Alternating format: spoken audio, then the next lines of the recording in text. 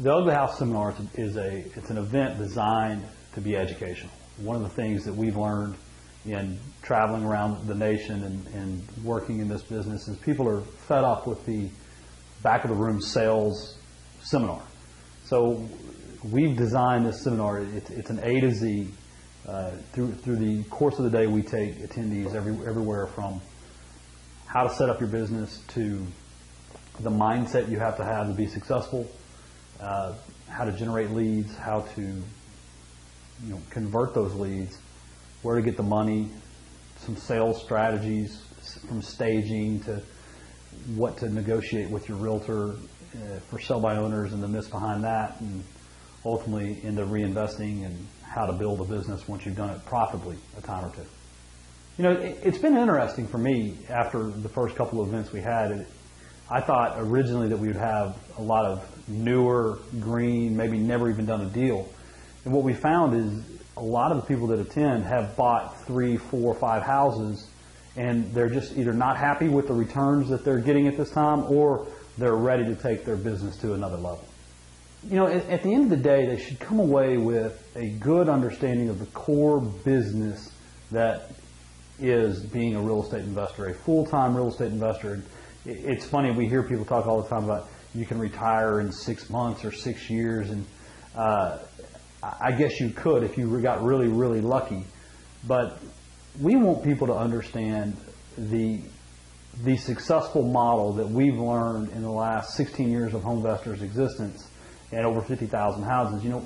It's funny, we have franchisees that have 300 plus rent houses. We have franchisees that stop at 30 or 40 rent houses. It really depends on each individual person's desire and the financing they have available to them. We've seen people come into our system or into the business as a whole they already have a couple $1 million they're looking to place as an investment, and those people can reach their returns and their cash flow goals quicker.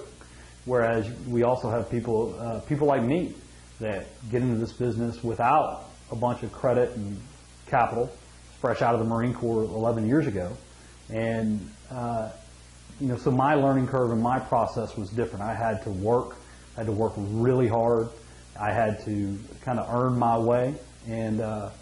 But I was lucky. I had some mentors that took me under their wing at an early age and showed me how to reinvest and taught me how to maybe not live on cash flow now and instead pay down equity, and to build more of a portfolio that was sustainable and had a lot of equity. Here I am 11 years later, and it's worth it. Being in the Marine Corps and being a sergeant, there were situations where I was in charge of people that were 10 years older than me, and I just learned a long time ago that if you tell people what they don't want to hear, but it's the truth, it's a lot more effective than telling them what they want to hear when it's not the truth.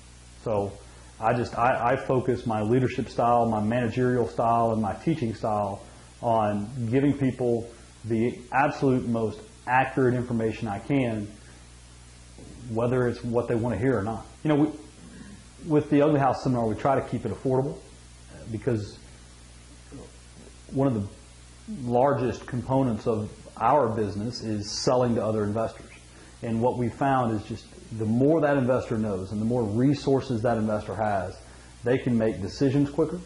They can not waste our time or their time chasing a rabbit down a hole that, as you know, if you've ever chased a rabbit into a hole, that they never seem to come out because there's always another exit.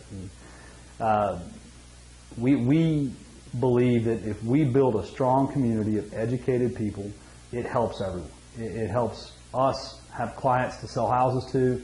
It helps keep people out of trouble.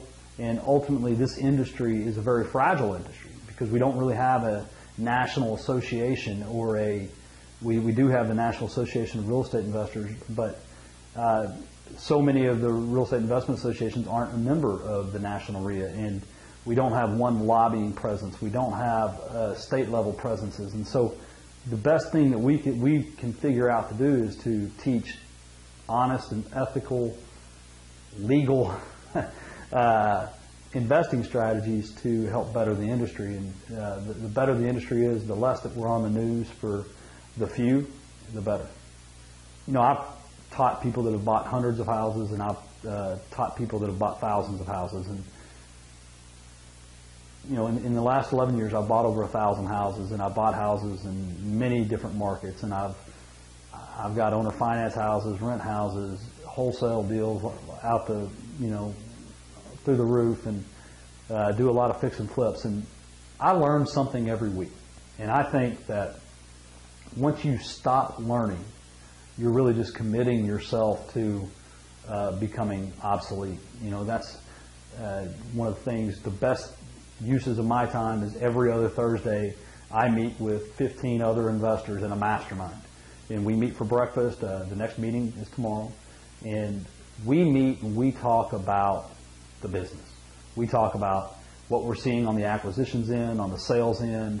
We talk about everything from buying apartments to buying rent houses, and it's that networking. It's that you can never stop learning. There's always something new. I found a new strategy last week that increased my return on the house by 10% just by always having an open mind. So I would say that why my event and not another event? It's because it's an interactive event. I'm not trying to drive anyone in any certain direction, so there's no back of the room sales. There's not a boot camp. There's not a CD or a book at the end of the event. It's about educating and building a community and getting to know people, and ultimately deals come out of that. What I've seen in the real estate investing arena is there's a lot of isolationists. People believe they've found a secret or they've got their little niche, and they don't share. And they don't communicate, and they don't openly work together. And what I found is the successful investors, the people that I meet that are successful, are an open book. They don't mind sitting down with someone, no matter their experience level, and sharing with them free of charge information and training and resources. And to me, there's just too many pay-for-service options out there, and that are emotional sales, right? People decide to do something that's based on emotion, and hurry up to the back of the room. There's only 10 of them left, and then they sell 20 of them. And if I could give anything back, I would help those people not have to spend that 10, 15, 20, 30, 40 grand to only, in essence, end up where they were before. I think the real difference with me is I don't just teach about something that I did once or did a couple years ago. It's something that I have been doing nonstop for 11 years, and I still actively conduct the business I teach about today. You take, this year I will buy 60 to 70 houses. You take last year, we did about 65, I believe. And when you add up all these different years, and I'm still actively acquiring single-family rent houses, I'm still owner financing, I still sell notes. And when I say I still do that, I don't mean that my team of 400 people do it and my name's attached to it. I mean, I still sign the contracts, I still sign the assignments, I still collect the earnest money checks, and I think that gives me a unique perspective, because literally it seems like at every event I'm telling a story from the week before versus the year before, the decade before the 08 crash, and well, not the 08 crash, the 07 crash, because that's when it really crashed. And so I'm not a marketing guy. I'm a real estate investor that enjoys teaching, training, and educating, and I feel like I'm good at both. If I had to start over, and without knowing, if I met Tim Herridge, 22 years old, just getting out of the Marine Corps, I would tell him, I would tell Tim to get everything in writing. I would tell him to be leery of those that either wanted too much of the pie or wanted to be paid up front for services. I would tell Tim not to believe in everything everyone tells you and learn how to educate yourself in advance, because a lot of my education came at my own sacrifice. It came from partnerships that weren't pinned in my favor. It came from people telling me a house was worth a certain dollar amount and it wasn't. And people giving me contractor bids from contractors I didn't know. And the work was either substandard or the contractor didn't exist, or things of that nature. So I guess, me being an old intelligence analyst, I would say, Tim, don't forget the CIA model, which is, in God we trust and all others we monitor, right? So trust but verify is really the biggest thing that I would tell people to do. It's very interesting. A lot of people think that the market may be recovering. A lot of people believe that maybe the best time has passed.